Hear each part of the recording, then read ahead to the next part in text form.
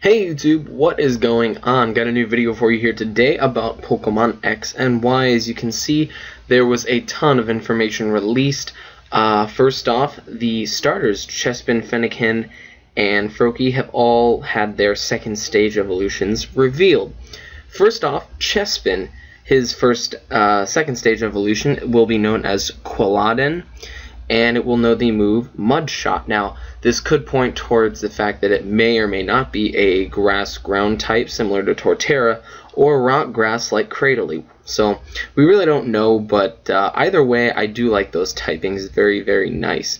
Next up, Fennekin's evolution. It's going to be known as Brazen. I believe that's how that's pronounced. And it knows Psyshock. So most people were thinking that this thing will be Fire and Psychic, and the fact that it knows, I guess, Psycho Cut, Psyshock, Glow Punch, which I'm pretty sure is either Fairy or Psychic. It's either Fairy Fire or Fire Psychic. More than likely Fire Psychic, though. And lastly, Froakie's evolution shall be known as Frogadier. Frogadier, something like that. So, overall, though, pretty cool Pokemon. Each one of these do not have a secondary typing. They are all their original forms types. So Chespin's evolution Quilladin will be Grass, Fennekin's evolution Brazen will be pure Fire, and Froakie's evolution Frogadier will be pure Water. So really their move pools are really the only thing that give us any type of hint towards their secondary typing in their final form. So next up, we do have some new Pokemon revealed. They are fossil Pokemon, the first one being Tyrunt, which is a rock and dragon type. Very, very nice typing. Looks pretty much like a small T-Rex and has the ability called Strong Jaw. And what this ability does is that it powers up biting moves. So things like Crunch and Bite, Ice Fang, Fire Fang will be powered up, which is very, very cool. I do like this ability. It's pretty original. And it's kind of like Iron Fist, but for biting moves is how I see it. So, very cool Pokemon, something I would definitely enjoy using. And next up, we have another fossil Pokemon known as Amara. Amara, something like that. It is going to be a dragon, and actually no, it's Ice Rock type. Very, very cool typing. I enjoy it. These two new types are very, very awesome. And one cooler thing about Amara is its ability is called Refrigerate. Now, what this ability does is any normal type move will become an ice type move, as well as that move being powered up even further. So things like Return will become a pretty powerful physical ice type move, which could be very nice because there really aren't too many physical ice moves out there. Sure, there's Ice Punch and Icicle Crash, but they are somewhat limited among ice type Pokemon. So yeah. So Tyrunt is going to be available through the Jaw fossil, and Amara will be available through the Sail fossil. So another new Pokemon that was announced is called Furfrou, and it's looking like a poodle. And it is customizable, which is kind of cool, but I wouldn't really want to do that. It's more of in my opinion, more of a girl type thing to do, but I really don't care. It's a cool mechanic, but I don't think it'll have much effect on it. It is customizable, but I don't think it'll have any type of battle effect towards that. So anyways, it does have an ability called Fur Coat, however, which reduces the damage taken by physical hits. So this thing will be able to take physical moves much better because of this ability. Not quite sure how it works so far, but it sounds like a good idea. Also, it does have a new move called Baby Doll Eyes, which moves first and lowers the opponent's attack. So it does have priority, it seems, and it lowers the attack. So I don't know if this is like a priority growl or if it actually does damage as well as lowers their attack. So that would be a pretty cool move to do.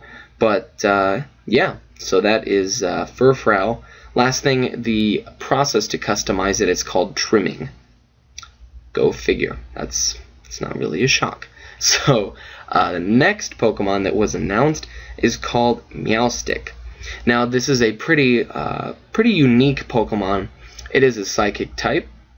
However, it differs between genders. Male or female, it will serve a different purpose. The female form of Meowstic will be more offensive as it knows extrasensory, while the male form will be more defensive as it has the ability or the move Mystic Eye, which allows you to hit dark types with psychic moves. So, somewhat of a more unique type of Pokemon. I do like the idea of this. But yeah, so that's cool. Next up, some huge news though, Mega Pokemon. We already know that these things were a pretty huge deal. All these different Pokemon getting Mega Evolutions, just very awesome. But we originally had seen the Mega Mewtwo a while back, didn't really know what it was, but apparently there are going to be 2 Mega Mewtwo's, 1 to each game.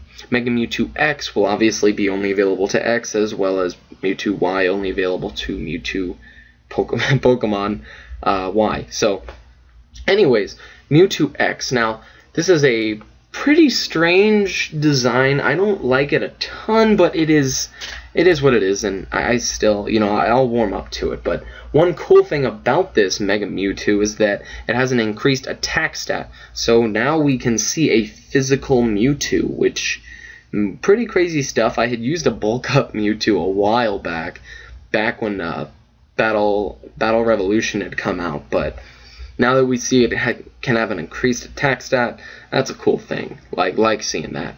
But in bigger news, Mega Garchomp. Yes, you heard me right. Mega Garchomp. This thing originally was Uber in Gen 5, slowly made its way into OU with the availability of Rough Skin. However, Sandville keeps it Uber. However, this thing was Uber in 4th Gen. Without a doubt, it was Uber in 4th Gen. But they're making it a Mega Evolution. It's going to have even more attack, which is insane. And it even has an increased special attack stat, so those flamethrowers or fire blasts that you use for all your steel types can be powered up even more. However, after all these increases and buffs and craziness, its speed stat has decreased. Now, you may say, oh, well, whatever, this thing is a powerhouse, and that is true. However, I don't know if this thing would go straight to Uber because of this. Now, Garchomp's speed 331 when maxed was very good. However, when its speed stat is dropped, however far that may be, that could definitely hinder its abilities, because as of right now, speed really matters a lot, unless you're using a Trick Room team, which isn't all that common. You know what I mean, though. You know what I mean. Also, one final Pokemon that was released is known as Pyroar, the evolution of Litleo, the normal fire type that we had seen earlier. Now, this is a very cool evolution. I do like it a lot. There is a male and female form. The male form has a very large mane that is red and orange. Very nice design. I do enjoy it. And the female form, not so much of a big mane, but yeah, it shows that little bit of a dominance in the animal kingdom. So, that is cool. I really enjoy this addition into the game because I do like its design a lot. Kind of seems like this generation's Luxray, where it could be quite powerful if it has like Flare Blitz or something, Double Edge. But, not used very often. Hopefully it will be, though, because, like I said, I think its design is very, very cool. However, talking about some more competitive aspects of the game, it was announced, it says that some more changes regarding types have been announced. Steel types, one of the best defensive types in the game overall, it's been rumored that they will no longer resist Dark or Ghost. That is insane. Gengar was a threat, period, in every generation. It's been OU in every generation. And Skarmory could sort of switch into it, even though it had Focus Blast or maybe even Thunderbolt. But now it can't even switch in to resist Shadow Ball. That's going to be crazy, and Gengar is going to be even more powerful just based on resistances.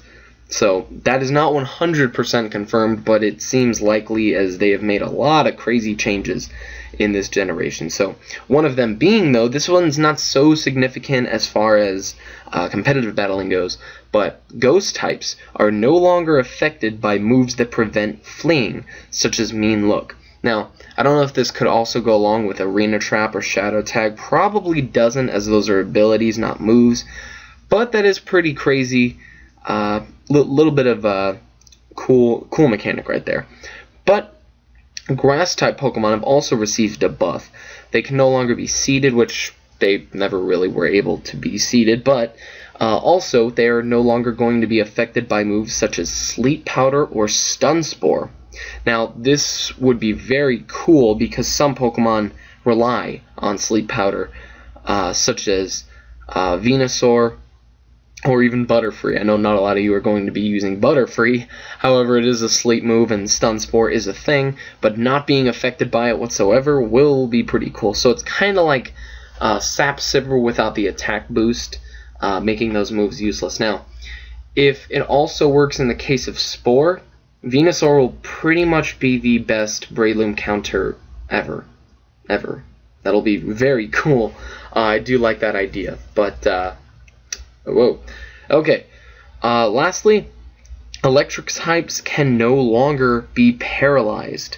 Now, this isn't a huge deal, but it is a pretty nice mechanic. Not a lot of fast electric types. There is Jolteon, and that's really all that I can think off the top of my head. Thundurus is pretty quick, but overall, there's really not too many fast electric types. So them getting paralyzed wouldn't be a huge deal in the first place. However, not being paralyzed whatsoever is a very nice mechanic, and I welcome it. Yeah, so that is going to be the big update. Hope you all enjoyed. If you did, please feel free to smack that like button, leave a comment. I'd love to know what you guys think, as always. And feel free to subscribe for more. So thank you all for watching, comment, rate, subscribe, and I will see you all later.